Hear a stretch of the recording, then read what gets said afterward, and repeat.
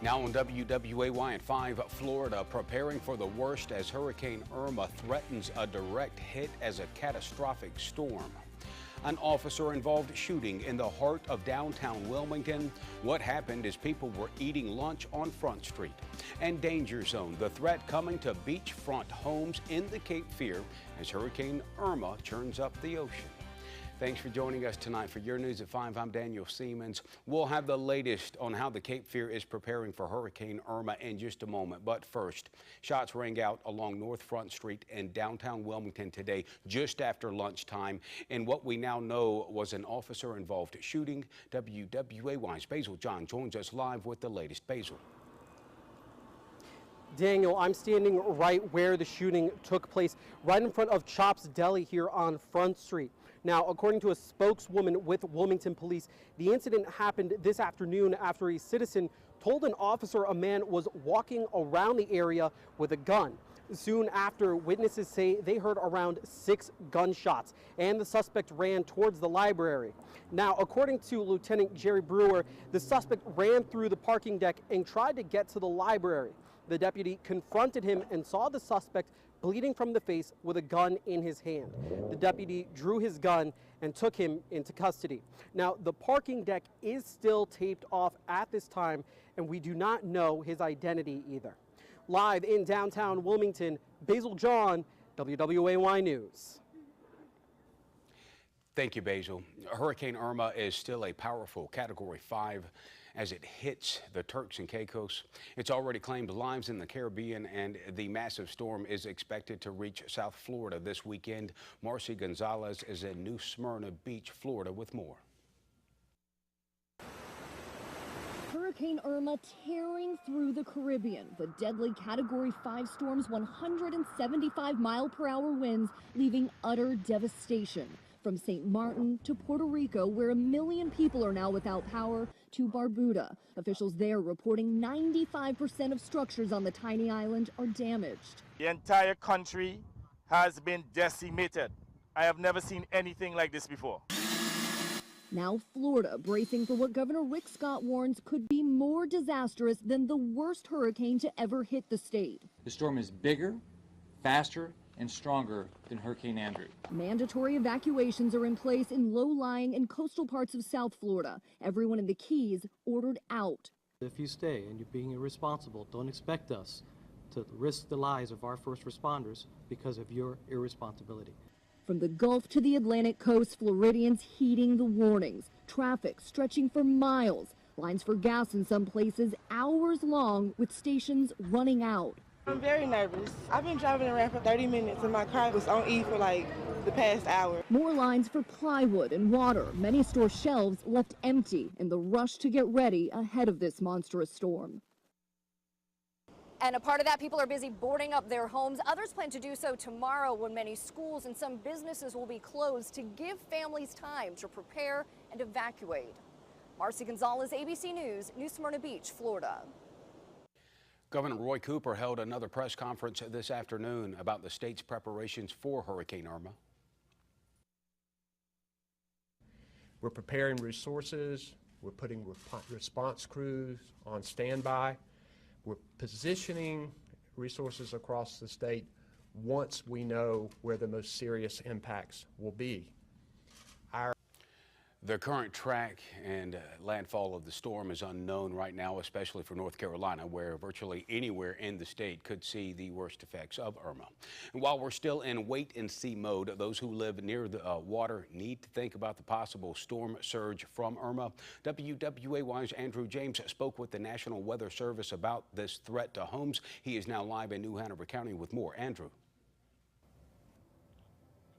Well, several homes on creeks and marshlands along the Intercoastal Waterway could be vulnerable to a storm surge of just 3 to 5 feet. Now, that surge is the rising of sea levels due to wind, tides, and severe rainfall. Now, storm surges are nothing to joke about. They could be proven very disastrous in our coastal areas because of how close homes are to the water. Storm experts at the National Weather say storm surges are also not out of the question to what effects we could feel from Irma. Right now, though, they say it is way too early to call an estimate of how much of a surge we could see.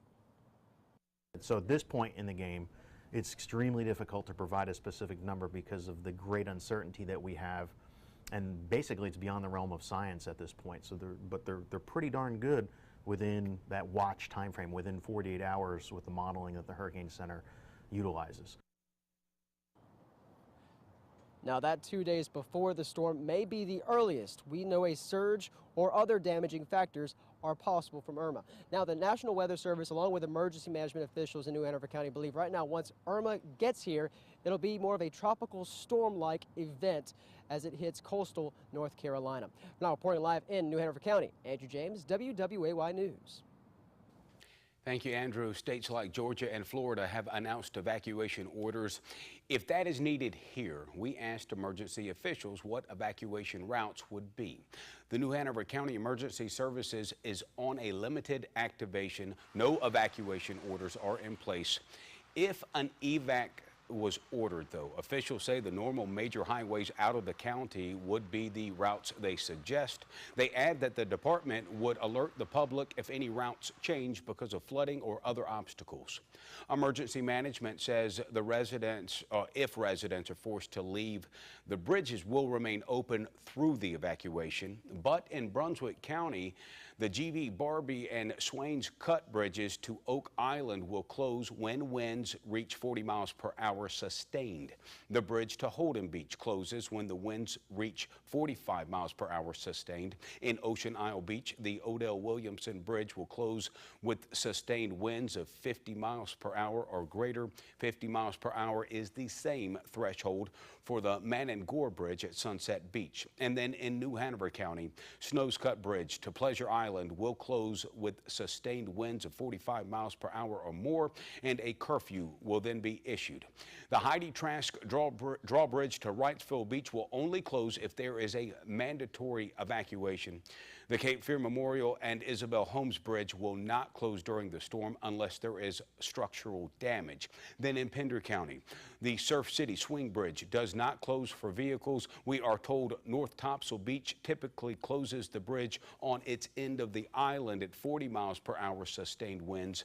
The DOT says any bridge that moves is closed to marine traffic at 45 miles per hour sustained winds. One other group taking precautions, boaters. Many are packing up and heading out of the area. WWAY's Jenna Kurzina joins us live from downtown Wilmington with more. Jenna. Daniel, all these boats are here for the Wilmington Boat Show. They did decide to end the show Saturday instead of Sunday as originally planned due to Hurricane Irma, but some boat owners in Southport are also making plans. Hank Whitley, the manager of the Southport Marina, says people who have boats need to get a plan now. With 400 boats on their property, some are leaving while some are planning to move their boats elsewhere. He says almost everyone who had the ability to haul a boat on their property is full at this point. Whitley's advice is to call your insurance providers and see what they recommend doing while also understanding what could happen. Coming up at 6, hear more from the marina manager. Live in Wilmington, Jenna Kurzina, WWAY News. Daniel. Thank you, Jenna. Boats are not the only valuables people are moving. With 95 planes based out of the Cape Fear Regional Jetport, people are moving their planes out of their hangars in Brunswick County to different locations. Airport Director Howie Franklin says this is the safe thing to do. What we always try to do is try to eliminate anything that can fly. Okay, so that would be small articles or big articles and things of that nature. But the Brunswick County Airport Commission has recommended, because the governor has put us in this emergency watch, that while the weather's still good enough for people to fly, they're recommended for them to evacuate from the area. Even though the Brunswick County Airport Commission has recommended moving the planes, people do not have to. Also in Brunswick County, Duke Energy's Brunswick nuclear plant is preparing for the storm. The nuclear plant spokesperson says that the nuclear reactor is contained in a steel reinforced concrete structure.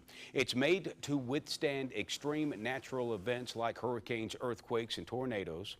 Duke Energy says they also have numerous emergency pumps and electrical generators for backup power, capable of dealing with disasters that might last longer than our area has ever seen. In other news, jury selection is still set for Monday in the case of a man accused of kidnapping a girl in New Hanover County last year, but the district attorney says that could change based on Hurricane Irma. District Attorney Ben David says prospective jurors for the trial of Douglas Edwards are scheduled to arrive at the Sampson County Courthouse first thing Monday morning. Edwards, a registered sex offender, is accused of grabbing a girl from in front of her home as he rode his moped. She was found chained to a tree the next morning. WWA News next. Operation Gridlock Traffic Update, driven by D&E Mitsubishi. Come see the new 2017 Outlander Sport. Hey guys, 5:11. Let's check out your evening commute. Just one holdup, major holdup, and this one being an accident that was reported just 8 minutes ago, a minor crash on South College Road, but it is causing holdups all over the place, like Longleaf Hills Drive, a side route, maybe folks trying to avoid the main drag of College Road, and then Oleander Drive just down the road, a complete standstill. Make sure to join Operation Gridlock and the WWAY team on the ways out. For the best seafood